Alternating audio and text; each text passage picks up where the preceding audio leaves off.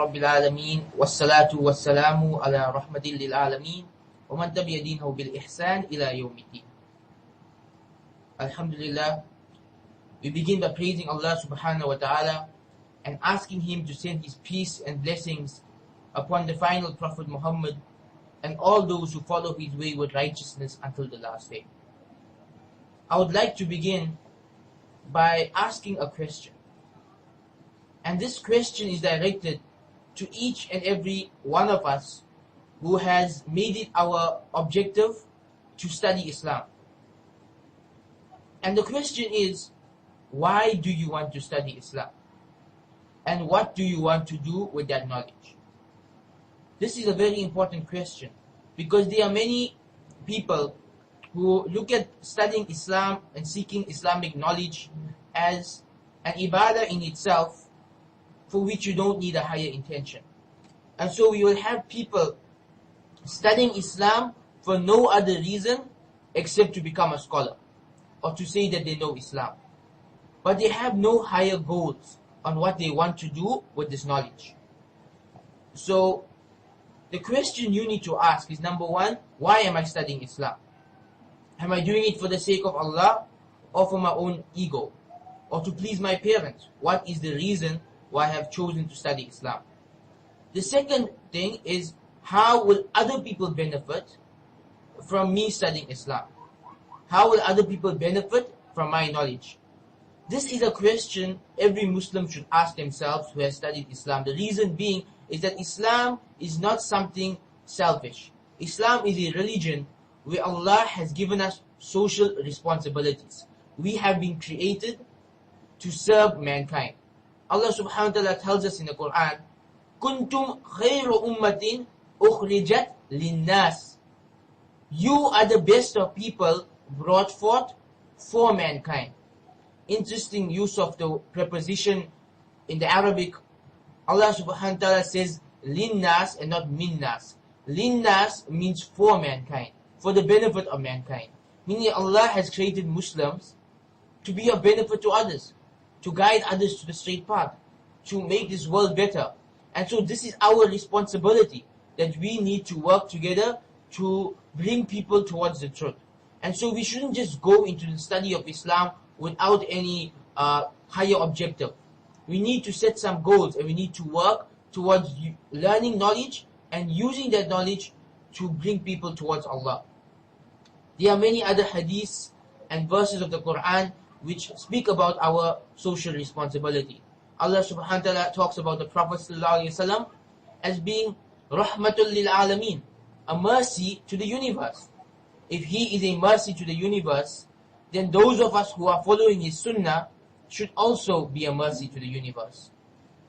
Furthermore, the Prophet sallallahu alaihi wasallam has mentioned, or it is reported that he has mentioned, that the best of you are those who are most beneficial to others. Khairun nas anfa'un nas. The best of humanity are those who are most beneficial to mankind, or whatever the Prophet ﷺ has said with that regards. The point here being that we as Muslims need to be of benefit to others. And the Prophet ﷺ had also mentioned that Allah will not show mercy on those who do not have mercy to others. All of these verses and hadiths of the Prophet ﷺ and verses of the Quran, all of them point to one thing, that as Muslims, it is not enough just to study Islam and then to practice it yourself. This knowledge needs to be shared with others in different ways. If you had to look at some of the people studying Islam in different parts of the world today, I would say one of the major reasons why many of the students of knowledge end up not being beneficial to others is because of having the wrong intention. When I was studying in the institute, if people would ask us why we were studying Islam, the vast majority of students would say something like, so I can have a BA, or so I can be a sheikh, or so I can have knowledge of the deen.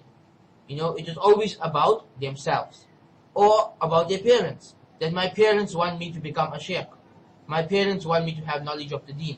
So there was no bigger picture. It was very limited in what they wanted to do with their knowledge. The result of this is that those people end up not being beneficial to others. Those people end up not being beneficial to others. So for example, if you had someone who, let's look at the Hafiz, because it's very common amongst people who are memorizing the Quran. Generally, if you see somebody who is memorizing the Quran, many a time, if you had to ask them, why are you memorizing the Quran? They would reply, to become a Hafiz. That's their goal, to become a Hafiz. And so such an individual, after they have memorized the Quran and become a Hafiz, the question is, now what? They've completed their goal. And so such an individual does not understand the Quran, they do not practice the Quran, and they don't have any intention of sharing it with others. So what was the point of that hifz? What was the point of memorizing the Quran if there was nothing more that you were going to do with it? Similarly, we have people who study Islam on a broader perspective for the same reason, that I am studying to become a sheikh. And so when they graduate and people start calling them sheikh, the next step is, again, now what? They have no higher goals. They never thought beyond that. They never thought, what will I do after I complete my studies? They never thought, what can I do with my knowledge to benefit other people? It was simply that I'm studying for the sake of studying. And so the knowledge does not benefit them, nor does it benefit others. And it becomes a waste. It becomes a waste of the resources of Allah subhanahu wa ta'ala. When we look at the knowledge of Islam, we need to be clear that this knowledge that Allah subhanahu wa ta'ala has blessed us with is not just a gift. It's not just something which we own or something which we can do it as we like. Knowledge falls under the category of rizq, of sustenance from Allah. Rizq is anything that Allah has provided us with to help us to live comfortably in this world and to make it to the next world. And one of the things that Allah provides us with in this world is knowledge. And so our knowledge is actually rizq from Allah. And so we have to look at it at the same way that we look at other things that Allah has provided us with. For example, wealth, money. If Allah subhanahu wa ta'ala has given someone a lot of wealth, we know that it is not permissible for that individual to squander his wealth. Zakah is compulsory, charity and sadaqah is recommended, serving the deen with the wealth is something which is, something which is beneficial, something which is propagated by the religion. That a person who mises with his wealth is somebody who Allah has cursed in the Quran, Allah has spoken against in the Quran. And the same applies to knowledge. That somebody who mises with their knowledge and does not share it with others. There is a hadith where the Prophet ﷺ said that those who conceal their knowledge, who do not benefit other people with their knowledge, it will be put around their neck on the Day of Judgment. And it will be turned into a bridle of fire that will burn their necks. So we ask Allah to protect us from that. So knowledge, ilm, of this deen and even of this dunya is a sustenance from Allah. And just like anything else that Allah has provided us with, whether it be our wealth or our health or even our free time, we will be asked about our knowledge and what we did with it. The Prophet ﷺ had said that there are 5 things which will be asked about. And those 5 things are your life or your youth, your free time, your knowledge, and your wealth, how you earned it and spent it. All of these 5 things are rizq. They are sustenance from Allah. They are things that Allah gives to some and does not give to others. And if it is given to you, it is your responsibility to share it with others. It is your responsibility to benefit others from it. And so, knowledge of the deen becomes something which we need to use to share and benefit with others. And so, now we will move on to the more practical part of this lecture. As I'm sure now everybody understands that sharing knowledge is our responsibility. It is something that we all have to do. So the next question which will come to many people's minds is, how? How do I share my knowledge? What can I do with my knowledge to benefit others? And alhamdulillah, we are living in a time where there are hundreds of things that you could do with your knowledge. The most basic thing you could do is share it with your family. So if you are a housewife, or if you are a father, or even if you are a son, just still a son or daughter and not married yet, you have a responsibility and you have the ability to share this knowledge with others within your own household. Setting up study circles in your house. Maybe once a week, you get your family together and teach them about Islam. Maybe something you can do every day. You can make different methods according to the lifestyle that you'll have and according to the culture of your home, and set up different ways to spread the knowledge within your home. Setting up Islamic libraries, downloading Islamic lectures, getting your other family members to sign up with the BA program. There are different ways to share knowledge even within your home. Outside your home, there are a variety of ways to do it. Getting involved with the local masjid and any Islamic projects which they have. Offering your services to teach people. Teaching is perhaps the most beneficial way of using your knowledge. I know nowadays there is a trend that everybody is into, and that trend is lecturing on the public circuit. Everybody wants to become a public lecturer. They put on Peace TV or one of the other Islamic TV stations, or they go on YouTube and they see Dr. Bilal Phillips and Dr. Zakir Naik and Yasser Qadi and the other great scholars all on the stage talking about Islam in different countries of the world with thousands of people in the audience. And the average student of knowledge says to themselves, I want to do that. I want to be like that. Interestingly, I was listening to an interview with Dr. Bilal a few days ago, and he mentioned in that interview that education and teaching is much better than traveling around the world and lecturing. He said because traveling around the world and lecturing had become a source of entertainment. Out of the thousands of people that attend the lecture, many of them just come there to be entertained, to say they heard a good lecture. But when you are educating, when you are a teacher, you are training people to be the next generation of righteous Muslims. And so the benefit of teaching a group of people is a lot more powerful than the benefits of giving a public lecture. And there are benefits in public lecturing as well, alhamdulillah. But if you have to weigh the two, teaching is on a higher level, even though many people do not realize this. So when we are looking for something to do with our knowledge, we should not be looking at what is most glamorous and what will make us the most famous, na'udhu billah. That should not be the intention of somebody who is seeking to serve the deen. Rather, our intentions should be on what is most beneficial. And so teaching is something that you should consider. If you are studying Islam and you have some knowledge of Islam, consider setting up a class, whether it's once a week, whether it's once a month for 3 or 4 hours, whatever it is, setting up a class to teach other people what you have studied and to share your knowledge. Another thing which people do nowadays to share their knowledge, alhamdulillah, thanks to the internet, is setting up blogs. A blog or a website and writing online. That way, you can share your knowledge in small doses. Even on YouTube with videos, we have people doing this nowadays. Some of the more unique ideas that you could use for sharing your knowledge, things which are not done as often nowadays. One is consulting, becoming a consultant. This is something which many people might not be familiar with, but it's a growing field where you could use your Islamic knowledge to be a consultant. A consultant could be of different types. You could be a consultant to Muslim schools on improving their Islamic studies syllabus or Islamizing the other subjects.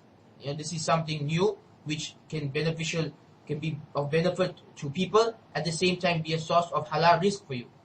A consultant to Muslim businesses to make sure that their income is halal by using what you have studied in the fiqh of business. Or a consultant to Islamic banks to make sure they actually are Islamic and not indulging in anything haram. This is another field you can go into to be of benefit to society.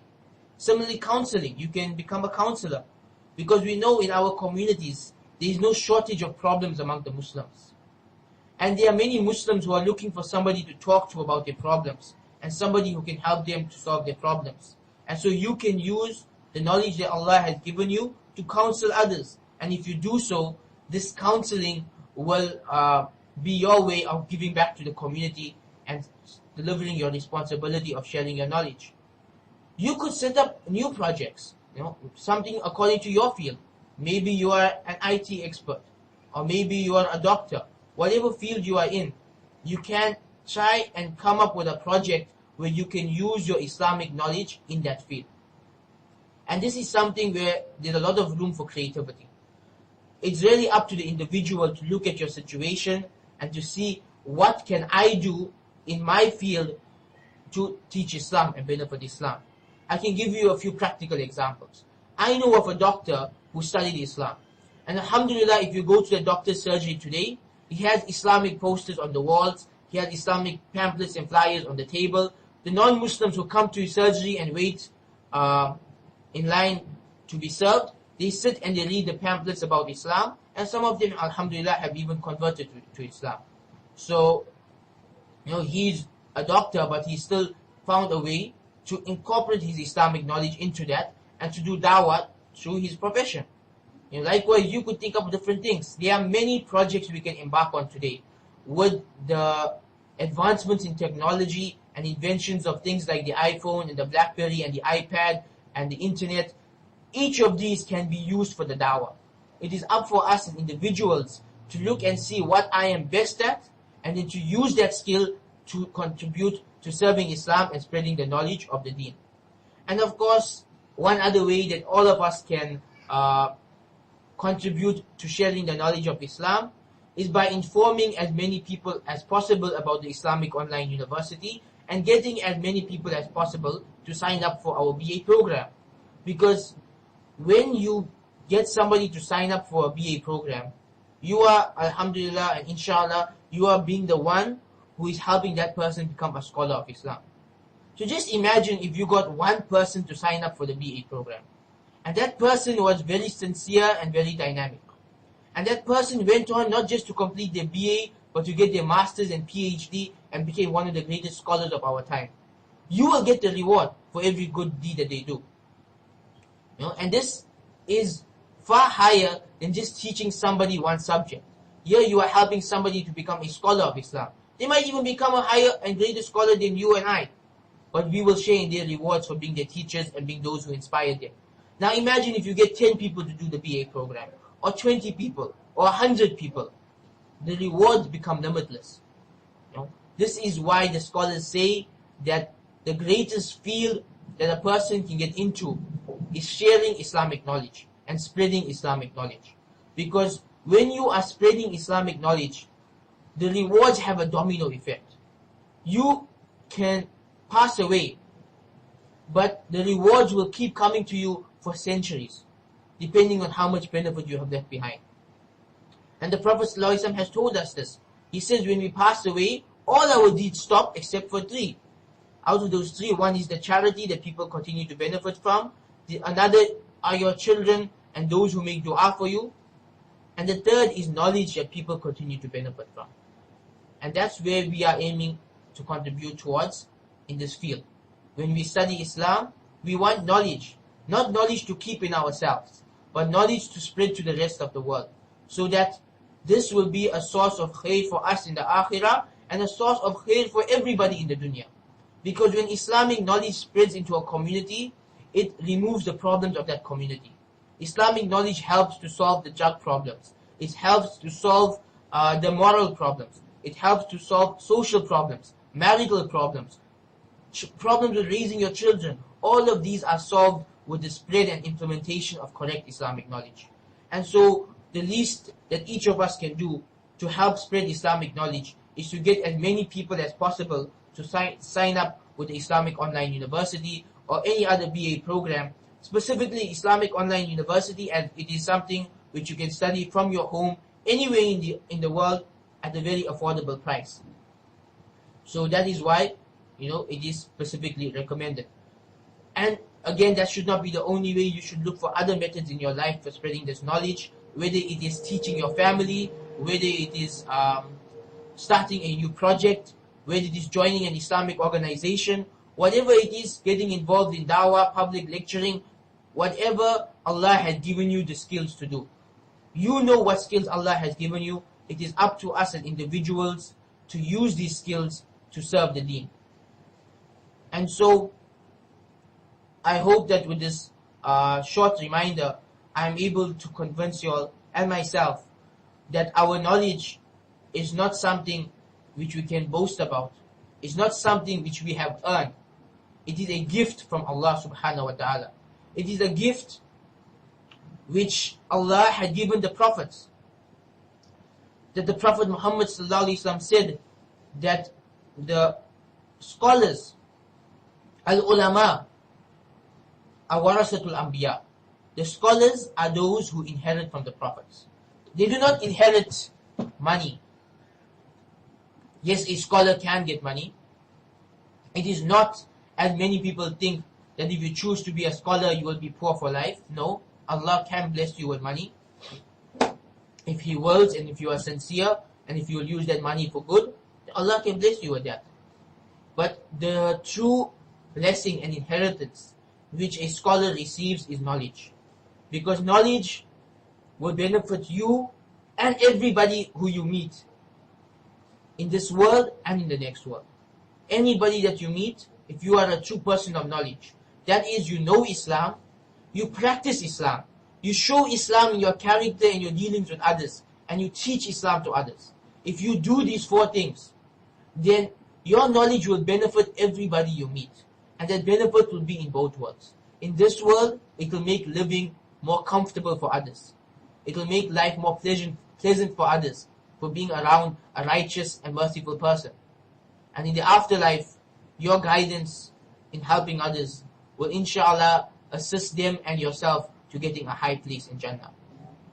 And so, I would like to conclude with a dua, where we ask Allah subhanahu wa ta'ala to guide each and every one of us to have the correct intention at all times, in our seeking of knowledge, in our implementation of it, and in our spreading of it.